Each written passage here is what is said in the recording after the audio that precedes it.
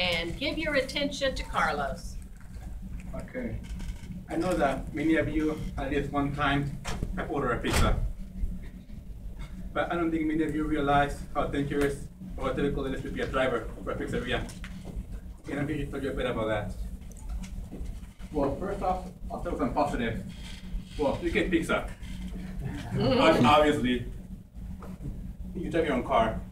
But like all humans, I can think of why I don't like my job. And here's a negative. I'll be paying too much money on gas. When you're on car, you are always in a rush. And there's a good chance that you're gonna get robbed. And I bet scary is like you'll positive or chance if they're gonna get killed. You're not believe it, but there's a good chance that you could get killed. But it's a job worth it. So let's see. Well, the wages and costs. For me, I was a part-time worker. And as you can see, my hourly wage was way below the minimum wage because we're self-employees, technically. And the cost, it was the cost per gas per day was about 20 to 30 bucks. When you consider that, you can see that my earnings are my tips. So maybe next time you order pizza, please give a tip, even if it's just $1. It helps. Well, the car depreciation. In 3 months, I rode over 10,000 miles. Whoa. But that was between job and school. But that's just pretty impressive in 3 months. The oil changes, I get them every 3 weeks, which is a bit pricey. But maybe the worst part is that you really use up your tires and your brakes. Braking and braking and braking like every 5 minutes. I mean, I replaced my brake pads at least twice. And that photo is not really in a situation because there was some guys, their cars look like that. Because they didn't want to bust their newer car, so they used a country car. Well, the risks on the road. Well, the weather, rain, snow, ice, and obviously other drivers. I mean, one time I had a guy that pretty much got into my lane coming my way. I don't know why. And one time a guy just cut me up on a bridge that I pretty much almost fell off the bridge. Yeah. Lightning bolts. Lightning bolts. I mean, one time I was in my car and the lightning bolt landed from here to the door. I would say that was loud, that was scary. Well, the biggest personal risks are armed robbery, car crashes, and deaths. During my 3 months as a driver, in my store there were 2 guys that got robbed, and like I actually got in a car crash because a car just got in front of him. And then obviously. This guy is Brian Douglas Will. This guy has an interesting story behind him. He was a pizza driver somewhere in the east, I don't remember where. Well, this guy one time got a call to an address. He saw the pizza. But when he got there, the people got a bomb to his neck. And pretty much they took him from a bank. And the thing is, the cops caught him. They detained him for 30 minutes before they called a bomb squad. Which means just stupid. Pretty much the guy died 3 minutes before the bomb squad got there. I should have a video on YouTube, but I didn't show it because it shows because it's blowing off.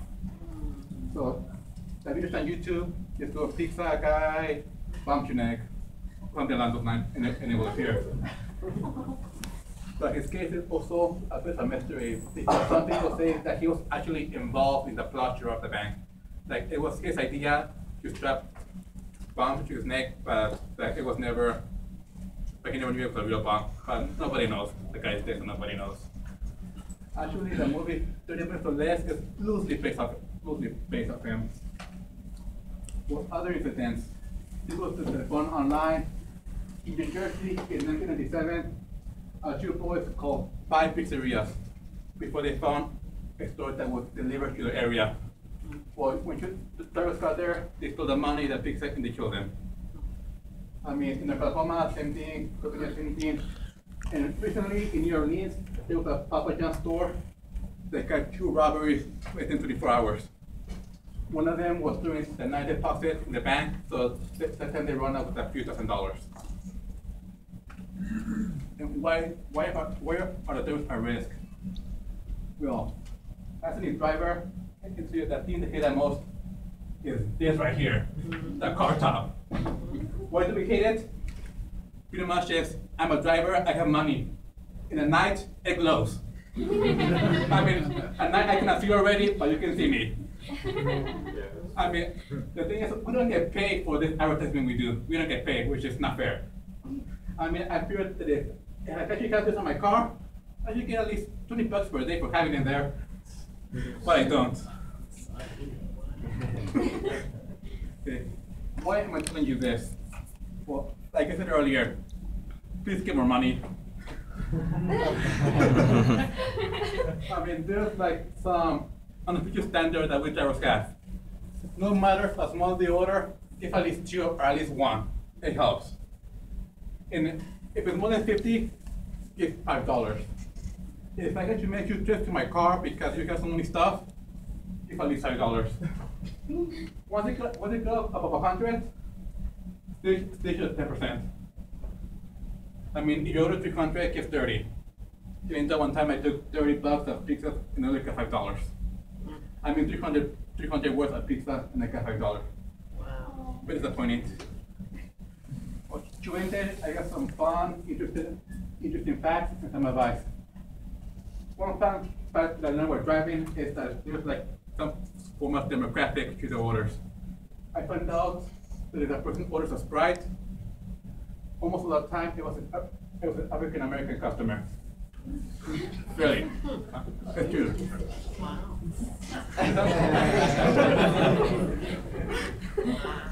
Okay. I found if somebody ordered a sandwich, it was usually a woman.